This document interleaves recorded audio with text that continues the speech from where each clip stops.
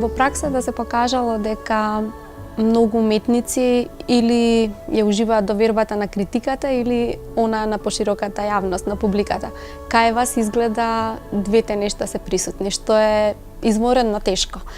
Ве сакаат и критичарите, ве сакаат и обичните луѓе, велат дека кај сите предизвикувате радост, ги убедувате дека сте доследни на вашата замисла, ве препознаваат. Некои уметници целиот живот работат на случајот да кога ќе погледнат нивна слика, знаат за кој автор станува збор.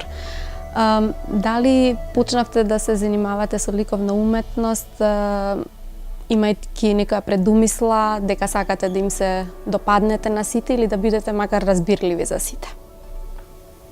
Па се разбира дека не е бил тоа со умисла или не сум работел на тоа, туку некако цел живот работам на тоа што ми е мене важно, а тоа е да творам.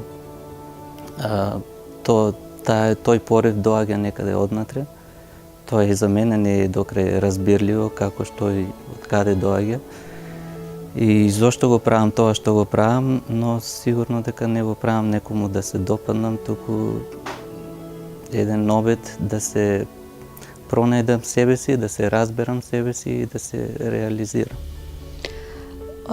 Од она што јас го познавам како дел од вашето творештво, не се само сликите, туку и вашите фотографии на Инстаграм се една посебна уметност, онаму каде што уметноста е применета, односно каде е апликативна и е поврзана со некој друг медиум, секаде провејуваат неколку мотиви. Тоа се веселите, претежно весели куќи, згради, детски лица, повторно претежно на вашите деца. Дали може обединувачка нитка да биде домот? Дали вам ви е тоа култот кон кој стремите? Дали ви е тоа најважното нешто и во професионалниот и во приватниот живот, пооттаму и ваквите уметнички преокупации? Па мислам дека добро си забележала. Јас тоа ниту сакам, ниту можам да го скријам. Се трудам да бидам искрен во тоа што го работам и тоа се пресликува на сликите. Мојата окупација, тоа што ми се случува, се гледа на сликите. И после некое време, тоа што е интересно е додека некој циклус, некоја серија ја сликам и самиот не сум свесен што значи тоа, од каде таа потреба токму тоа да го правам. И треба една голема дистанца и неколку години да поминат, па и јас самиот да разберам зошто тоа сум го правил кога сум го сликал и од каде таа потреба. Во доменот кој што ми е најблизок, композиторите некогаш велат дека им треба да видат еден убав залез на сонце или да прошетаат некаде или да бидат испровоцирани и негативно и позитивно. Некои пак како Стравински велат кога го прашале како добивате инспирација, кога ќе седнам да работам.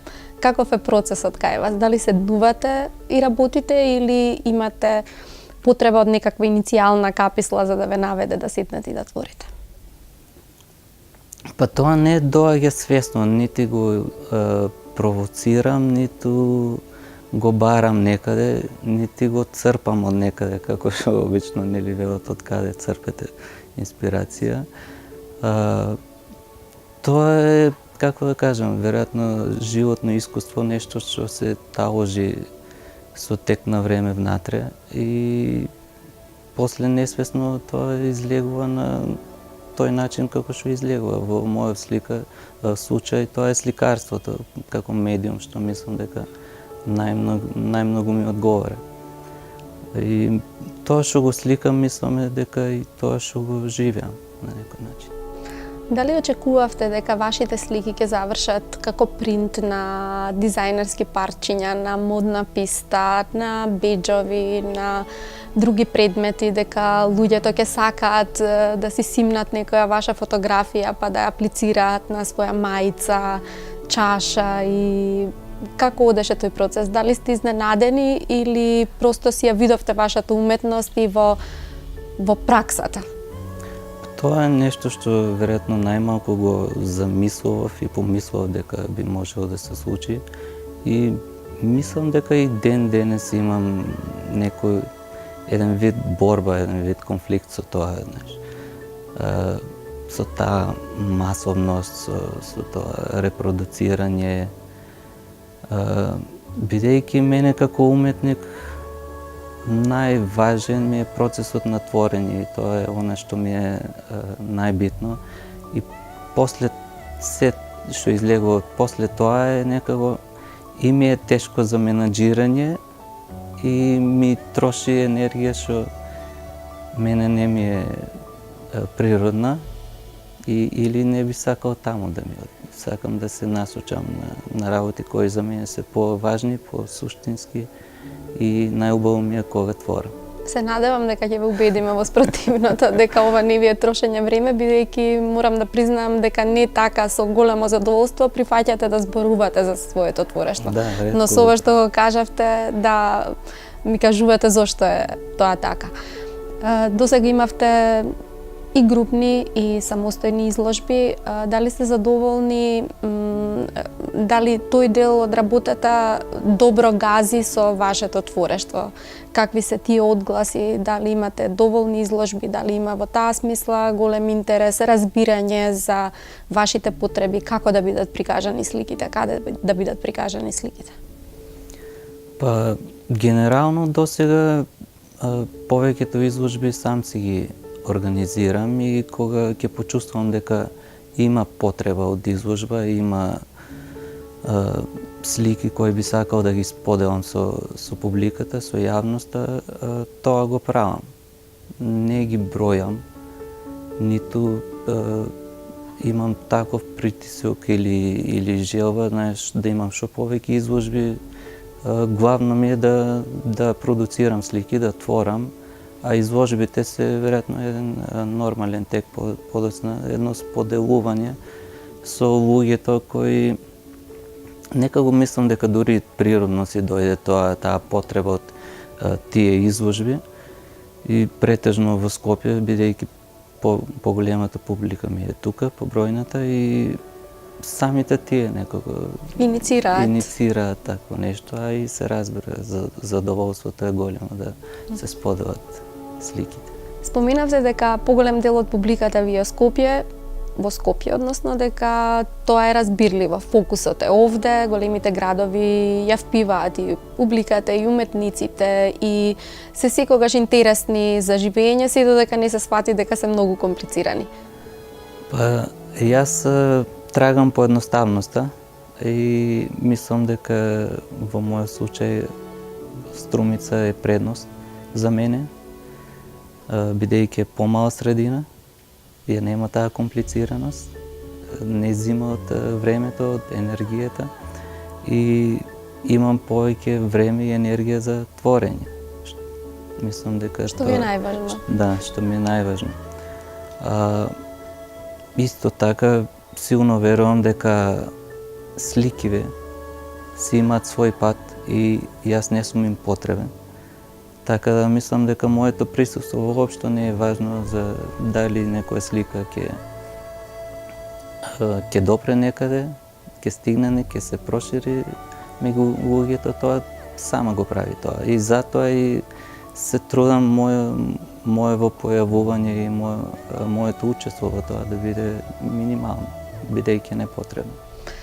Дали верувам дека добро ги познавате периодите од историјата, дали ви се чини дека било порано полесно да се биде уметник со сета тежина на создавање, подготовка на бои, платна, со можноста да се биде во врвот, бидејќи сепак се броеле на прсти, имало простор да се измисли нешто ново, или пак денес кога живееме во дигитално време, кога велите дека вашите слики сами ќе си го најдат патот и вие можете вашата улога да ја сведете на минимум.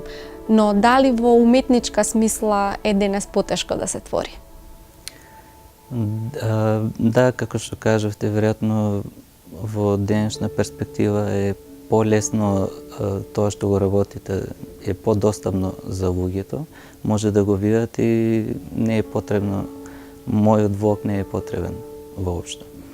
Но во творечка смисла, мислам дека сите генерации се соочуваат со различни предизвици, но на крај кога останувате сам со платното во ателието, мислам дека се друго е неважно. Сите контексти во кои живеете се небитни, тоа сте сам со себе. И најважно е дали имате нешто да кажете, да извадите од себе или не. Се друго е небитно. Не дека во минатото не постоеле квази уметници, постоело се и се што.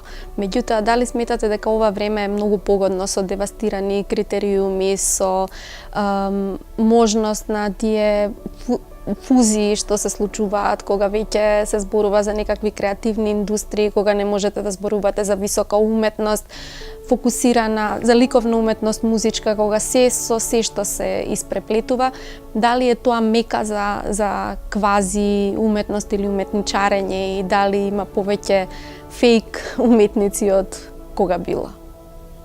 Да, па добро, мислам дека тоа не е лошо. Мислам дека сите имаат можност, како што рече, да се изразат, нема пречки. И на тој начин мислам дека тој што има творечки капитал во себе може да го изрази на било кој начин и со било кој медиум, бидејќи на крајва најбитно е делото. Тоа што ќе го направи, не е битно со кој медиум се користи за да стигне до тоа. Вие живеете исклучиво за уметност и од уметност? Како е да се биде уметник во Македонија, со семејство, со две деца, да зависите од сопствените творби, од нивниот пласман, одобрување, неодобрување? Па не, за среќа не живеам од тоа. Таа калкулација со уметноста се трудам да ја нема во моето творештво. Тоа не е тешко да се, не е лесно да се постигне, многу е тешко напротив, бидејќи,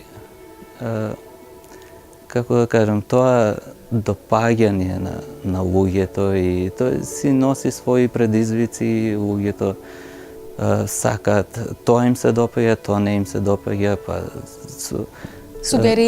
сугерираат, нарачуваат. Тоа јас не можам да го правам и нарачки не сум правил досега, се надевам дека нема да морам никогаш да правам. Од вас да не очекуваме дворски уметник?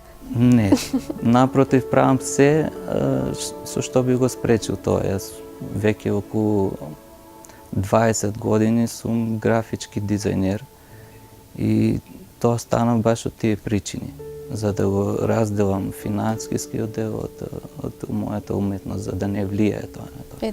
Да си остане чисто, но тоа значеше дека немам толку време за тоа и па тоа балансирање си носи своји предизвици и така. Дали е можно да очекуваме дека ќе излезете од рамките на техниката на сликање која што ви е омилена, акрил на платно, и дали претходно сте имале некој друг вид на изразување? Дали сте вие примарно поблиску до цртежот, бидејќи вашите сепак сте реалист од она што го гледаме на сликите, или пак бојата ви била, иако кај вас и големадуте и бојата? Конкретни сте, топли сте, многу лесно ја праќате пораката до оној кој ја гледа вашата слика. Па мислам, сликарството како медиум ми одговара најмногу за да го изразам тоа што сакам да го кажам. Но не е пресудно тоа, на крај крајeva се сведува на тоа што е тоа што сте го нацртале. Не е важно дали е тоа акрил, дали е цртеж, дали или е дигитален некој начин на изразување. Но јас некако се пронајдов најмногу во тоа, иако не исклучувам многу различни други медиуми. Како што еве например, нели илустрацијата ми е нешто што го чувствувам блиску, а и многу луѓе тоа и во сликите го препознаваат, има таква една илустративна форма самите слики и потсеќаат на илустрации. Но не размислувам на тоа, тоа некако се доаѓа природно и не ми е важно дали влегува во овој стил, во друг стил, трет стил. Тоа е сосема небитно. Повторно, како и во сите други области, и во дизајнот, денес секој може да се занимава со него.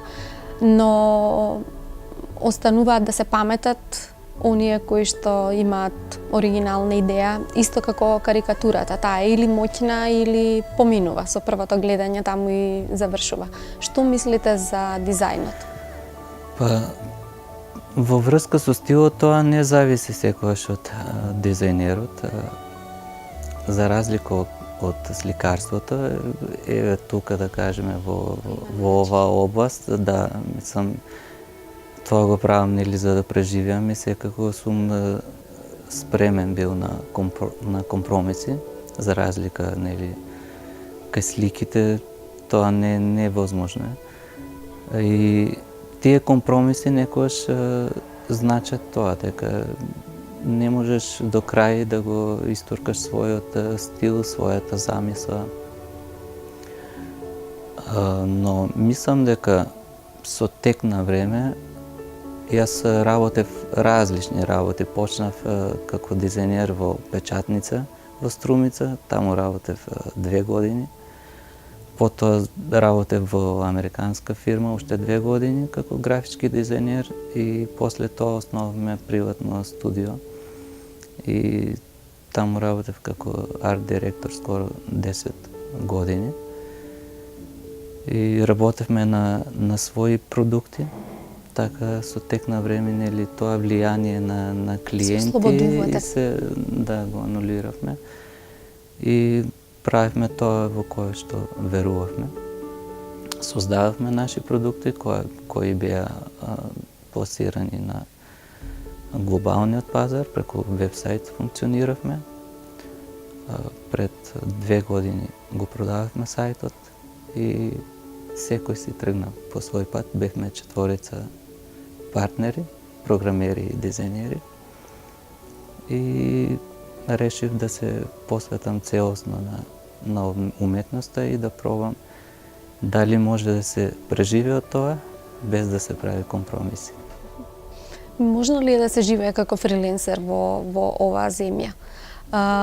Велат дека сепак постојат многу извори на средства кои што ќе можат да поддржат нечија идеја, но од друга страна нема подготвеност и нема знаење како да се искористат тие меѓународни пари.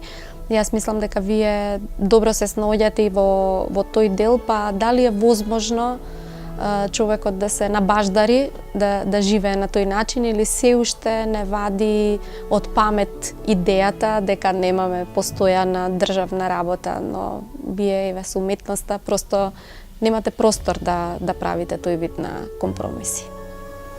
Па мислам дека во денешно време е многу лесно да најдете работа, тоа не е врзано преку интернет, може да како фриленсер да работите за било кој и од било каде. Така од таа смисла е многу лесно. Но потешкиот дел е дали ја имате таа посебност во себе за да се пробиете таму или да допрете таму.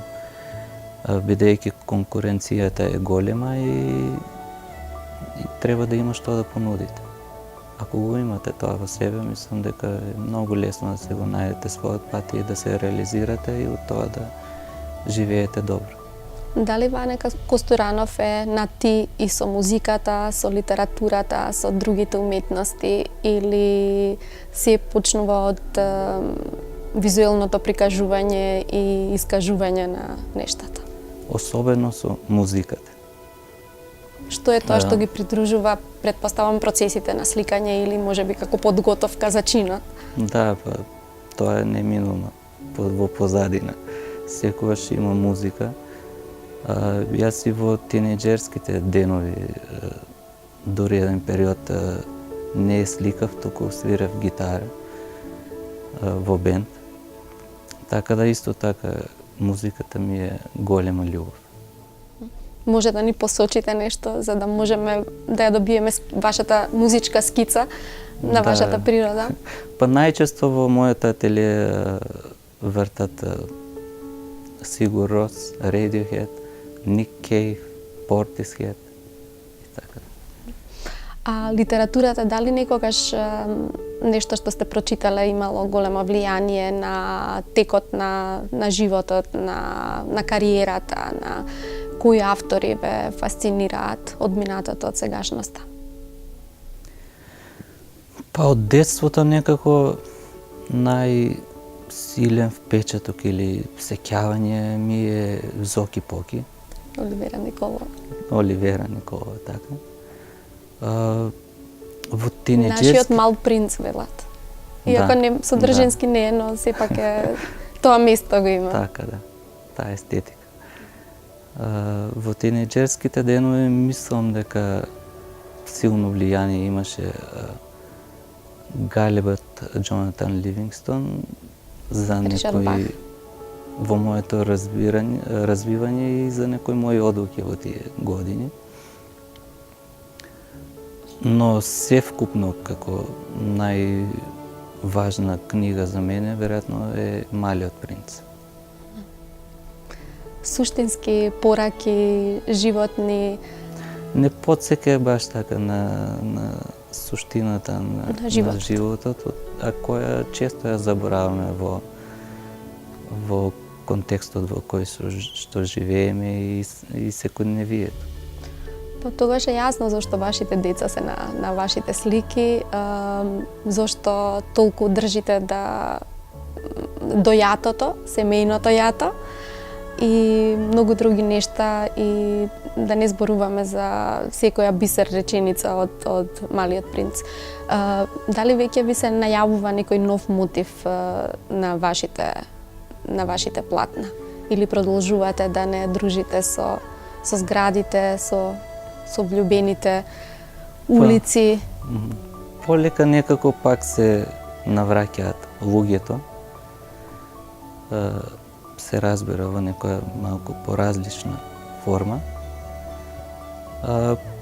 Куќите не знам, тие одамна почна да се појавуваат на платната, па имаше пауза некој период, децата се појавија, потоа повторно куќите и сега некако пак луѓето се навраќаат.